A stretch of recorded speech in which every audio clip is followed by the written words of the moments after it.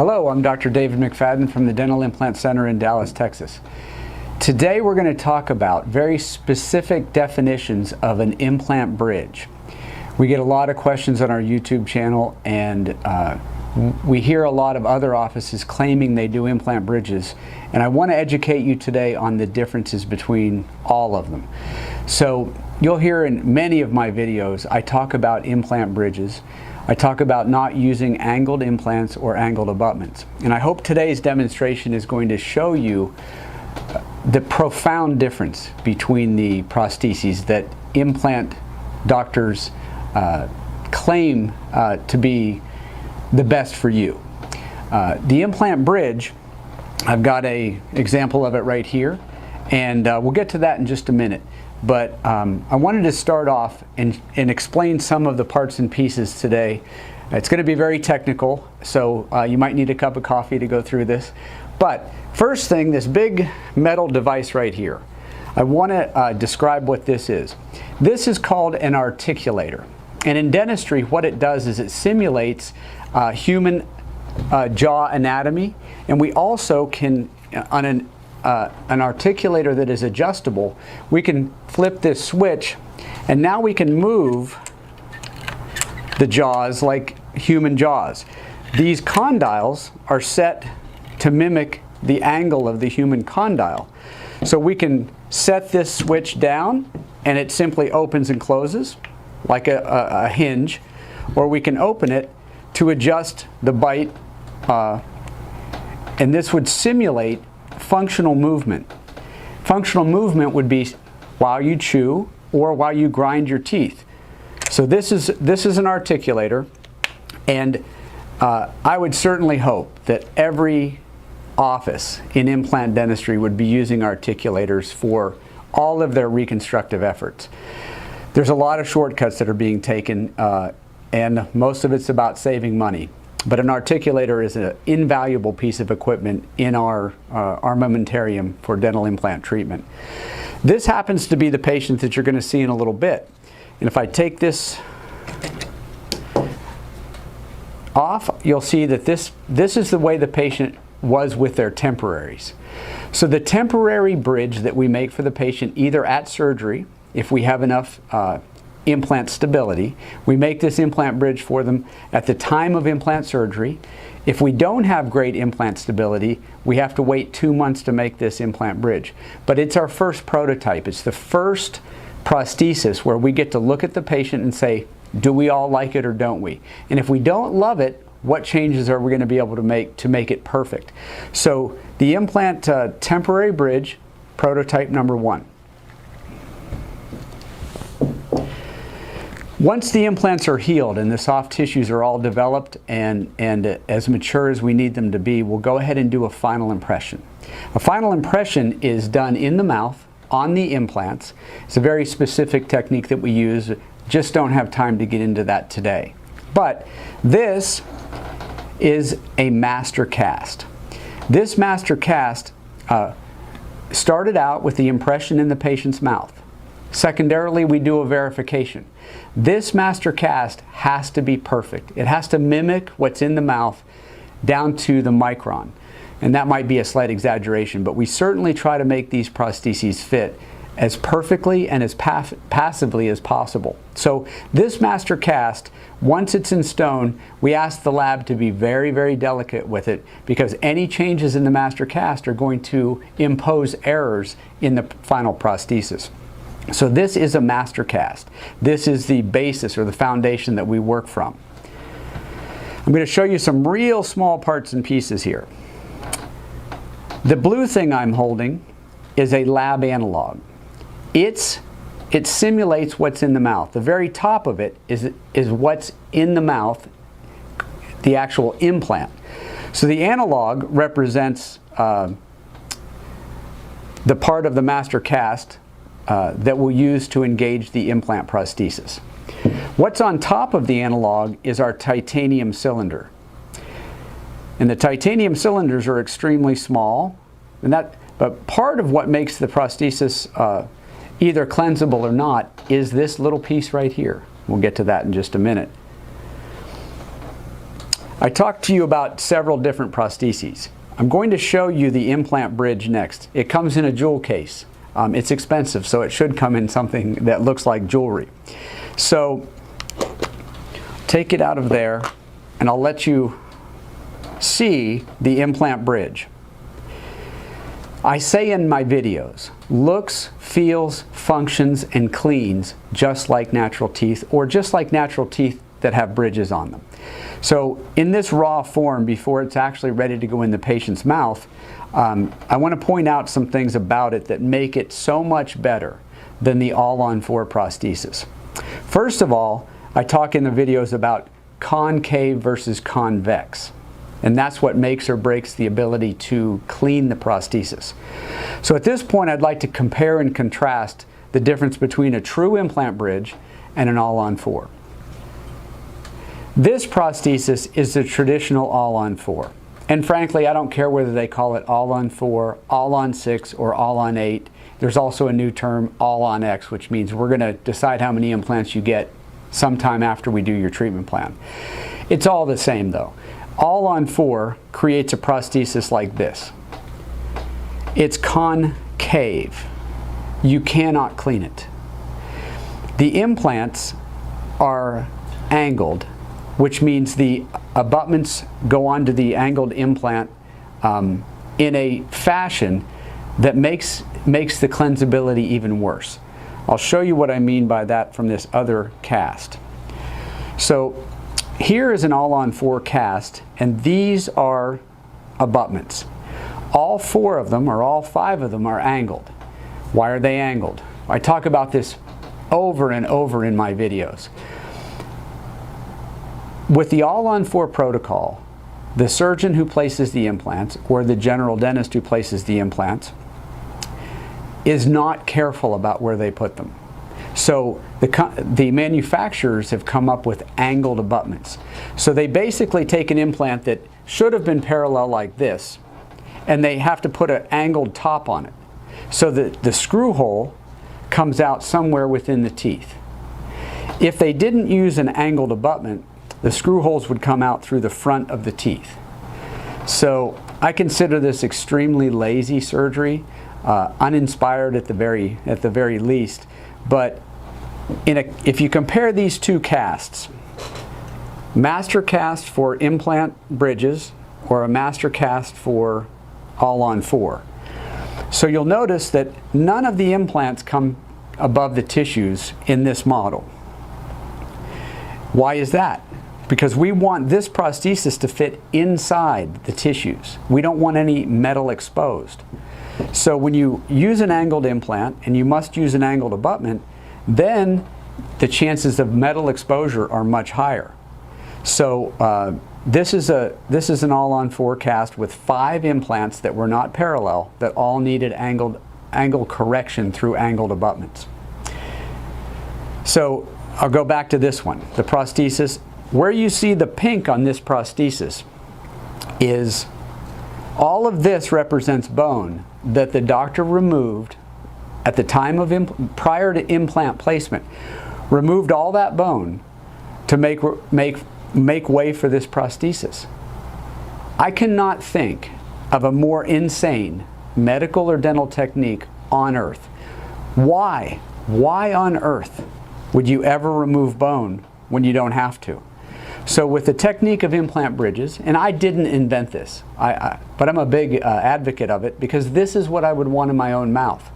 Every dentist on earth, every dentist on the planet, this is what they would have in their own mouth. Yet, 99% of the time, this is what patients are getting. It's completely insane. So the pink here represents bone that was removed at the time of surgery. Then the implants are put in at uninspired angles, leading to the lack of cleansability. So this is an implant. This is a prosthesis done elsewhere, and you can see the concave nature on the underside of it. All of these areas that are concave cannot be cleaned.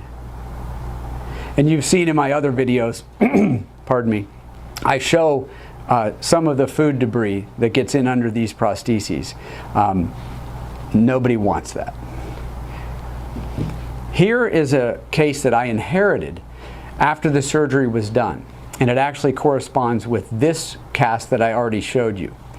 So even though I was limited, completely handcuffed on what I could do after the implants were placed and the bone was removed, at the very least, we're making the prosthesis convex. With it being convex, that allows the patient to at least have a fighting chance to clean the prosthesis.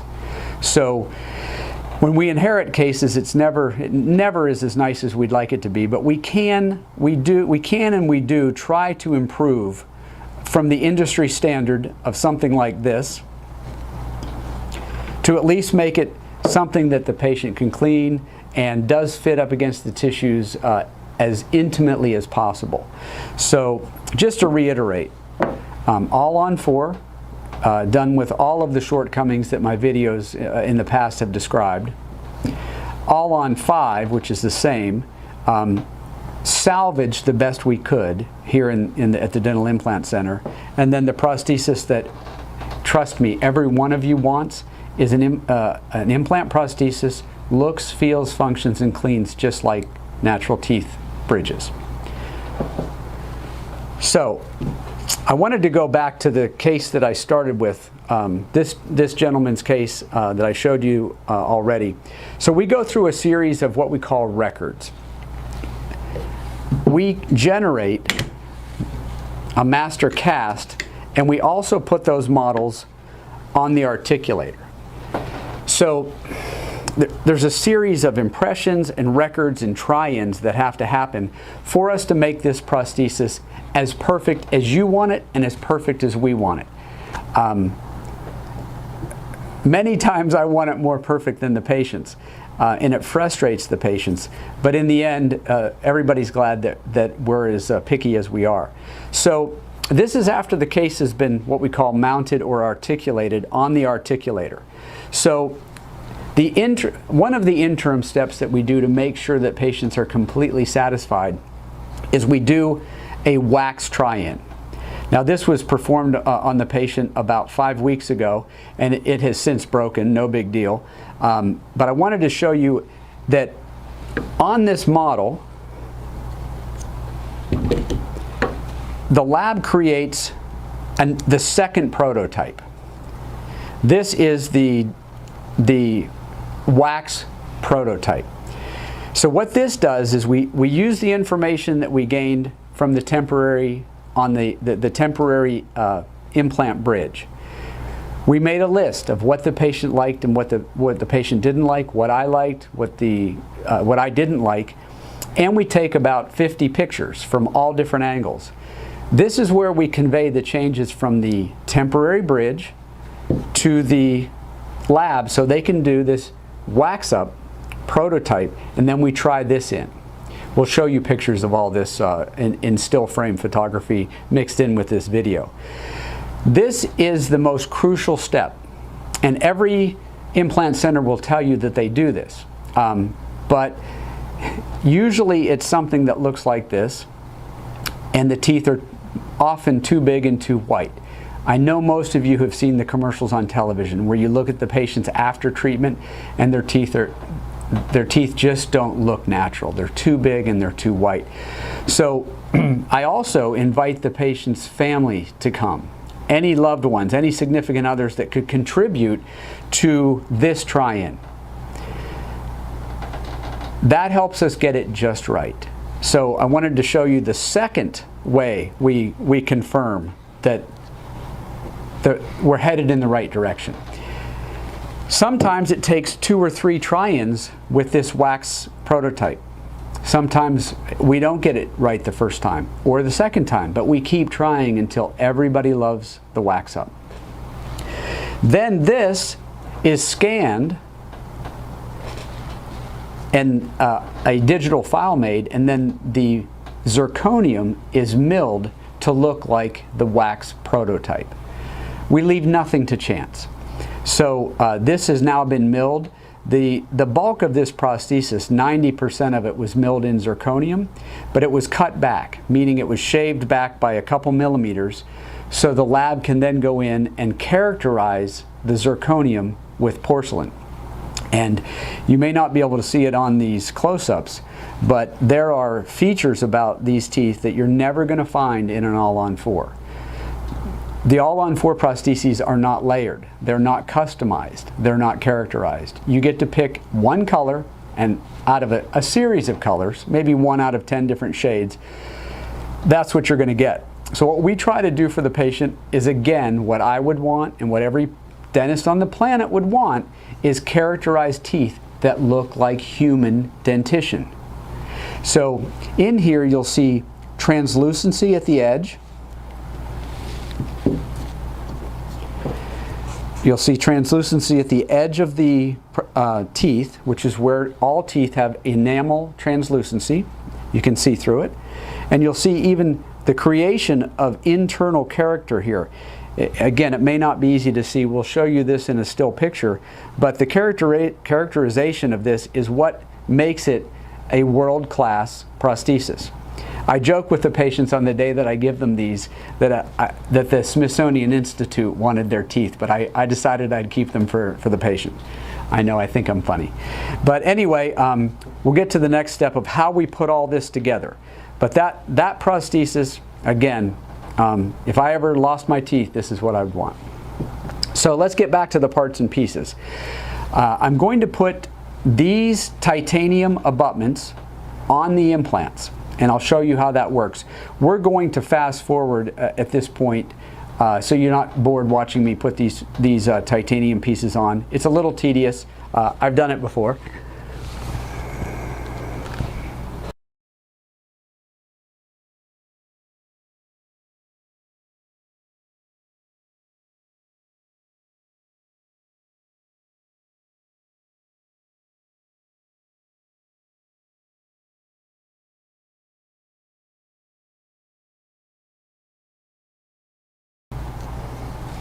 Okay, so now the titanium bases are on the master cast.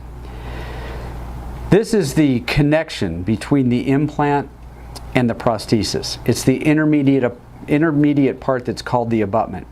And I said earlier that abutments come in angled and straight. So when you use a straight abutment, it can connect to the implant in a very friendly, how do I say this? The abutment going straight to the implant allows us better aesthetics and better cleansability. So now the implant bridge gets cemented onto these abutments. This is done in the laboratory before the patient gets here. But I've taken this case a couple days early so that I could actually use it to educate for this video. So again, we use a different kind of abutment. And here's another, I guess, another selling point for implant bridges. These two front implants, because of bone volume, they couldn't be placed in a way where the screw holes would come through at this angle. So there's a company out of Spain that makes what's called the dynamic abutment, and it allows for slightly off implant angles to be corrected without using an angled abutment. I know that's very confusing, but it's a very clean transition between prosthesis, abutment, and implant, and we can correct angles up to about 30 degrees.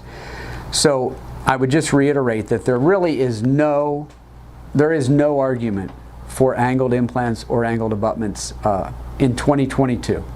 I see no reason to use them. So this prosthesis, I'll send this back to the lab, and they will then take cement and cement the two pieces together, cementing the abutment to the implant bridge. And it comes back to me all in one piece with the screw holes right here, and we'll use these little blue screws. This is even smaller yet. This little blue screw is what we use to secure the prosthesis to the implant. And I'm happy to be using this Swiss implant company who has developed this screw. It is the only screw in the industry that is engineered to tighten at a certain amount of torque and stay tight. I've used this implant company now for 20 years, and only in the hardest grinders do these little blue screws ever come loose. The screws that we use, or they use for all-on-4, are little tiny silver screws that are actually 25% the size of this blue one. And that's another reason that I don't like to use abutments, the angled abutments like they use on all-on-4. The screw is so tiny that it seems really weak to me. So we'll have still pictures for you of this prosthesis put together in the video, at the end of the video. And I think that covers everything that I wanted you to know about implant bridges. Thank you for listening.